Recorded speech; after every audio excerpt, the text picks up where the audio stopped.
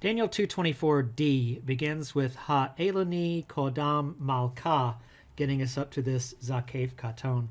Let's go back to the first word. We see ayin lamed lamed as a verbal root, where the third radical has deleted as expected for a geminate. What else do we see in the form? There's a hey prefix and a first-person common singular pronoun suffix. What we do not see right here is an imperfect prefix, so that tells us what we're looking at is a hafel imperative masculine singular with that first-person common singular suffix. So, cause me to come. And then we have before the king.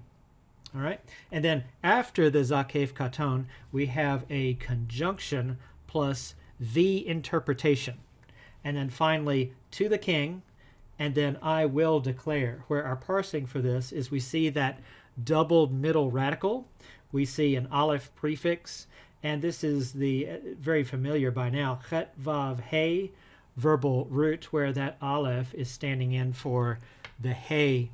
So this is a pa'el, imperfect, first person common singular. I will declare.